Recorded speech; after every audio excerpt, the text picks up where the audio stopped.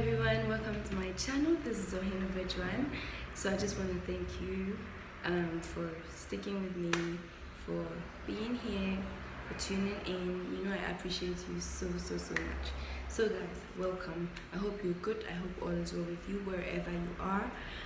So today I'm just going to be talking about applying for the Italian citizenship. It's something that people have asked me about over time, so I decided to do a video on that so that people can always reference and check it out. And also it's in English, so why not? So yeah, just stay tuned. So first of all, who can apply for the Italian citizen? The first category is a foreigner married to an Italian citizen, and the person can apply after 2 years if they don't have any kids, or after 1 year if they have at least one child. So the second group of people who can apply for the Italian citizenship are the asylum seekers, which is the non-subordinato, and they can apply after 5 years. And the third group of people are those who have legally lived here for 10 years. So usually they do have the carta soggiorno, because you go from soggiorno to carta soggiorno, then to citizenship. So that's how it normally is. Now obviously if you were born in Italy and you live here, then by 18 years of age you do get your citizenship. If not, if you are a citizen and you give birth, the person becomes automatically a citizen as well. So those are the obvious ways of getting your citizenship. Okay, so now let's talk about the main requisites. What's the main thing you should have to apply for the citizenship? First of all, the most important thing is that you have to declare your code, okay?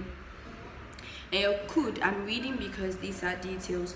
Your code should be from the last 3 years. If I have lived here for the last 10 years, from 2017 to 2020, yeah, let me do it that way so that you have that whole part. And from 2017 to 2020, I should have constantly 8,263 if I'm a single person, or 11,362 euros as my code if I'm married or something else, okay, for the last 3 years continuously. Okay, now it says in cases where an individual doesn't have the minimum income but has lived here legally and has a spouse who has the required income, there's a possibility of joining the income and applying, provided they are of the same stato di famiglia. So stato di famiglia is what you do, what that says how many people are in your family and all that, and I think you do it at the commune.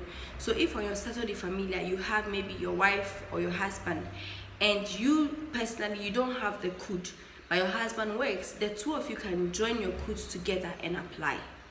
Okay, now let's go to the documents required to apply. Now I've told you the main thing, which is the code. Now let's go to what you have to submit. So first of all, you definitely need all your documents: your carta d'identità, your soggiorno, your carta soggiorno, your codice fiscale. All those things have to be ready, not expired, hopefully. Your passports, all those things have to be ready. The second document you're going to be needing is your birth certificate and also your criminal record, okay? And these two are gotten from your country of origin. You apply. So some people either go back to their country of origin to go and start the procedures, or they just ask people to start, and there's so many ways of getting it. But yeah, these documents though have to be translated into Italian and legalized, okay, before you present them. That's very important. Translated and legalized before you present them. Now if you're a refugee, you may not have the possibility of getting your birth certificate and all that. So in that case, you go to the commune, you ask, and there's the possibility of you getting a substitution to all that, with which you will then apply for the citizenship. So it's quite simple. So the third thing you will need is your level B1 certificate in Italian. And this normally is done in the Italian schools around. I see a lot of people going for classes before they even go and do their soggiorno and all that. So if you have it already, very good. This condition excludes those with long-term EU permits, which is the carta soggiorno.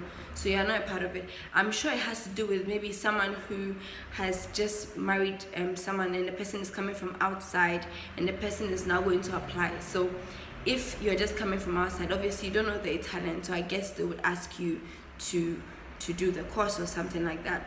But if you've been living here and you've also done your Carta Soggiorno, it's assumed that you've already done the certificate already, so you don't have to do it again. The fourth thing you need, obviously, is what I said before: your tax, your CUD for the last 3 years. I said it before so that I would just expand it more. So now the fifth thing you need, or the last thing you need, is your application receipt, which you're going to get online. The thing is that a good chunk of this application is done online. I'll leave the link in the description box, which is under the video. I'll leave it there. But a good part of this application is done online. So then they'll give you the receipts and everything. You go and pay, you pay the markup, the polo, and then you get called later on to continue with the procedure. Okay, so with that being said, I'll bring this video to an end. I want it to be as short and informative as possible. Yeah, please remember to be attentive. Remember to check all the names. Whenever a document is done from Ghana, make sure the names are equal to what you have over here. Don't think, oh, Kojo Safu can be written as Safu Kojo. Don't think, okay, Chuku John can be written as John Chuku. No, let everything be the same. Let everything be the same, because I've heard of issues, I've seen issues generate from such little or minor errors. All the little errors you see are very, very important, so try to be attentive. Whenever a document is given to you, please make sure to check it very well. Check your name, check your date of birth, check everything, because it's always very important. Okay, thank you so much for listening to me. Hope to see you very, very soon in my next video, and I wish you the best. Remember to always be the best version of yourself. Bye.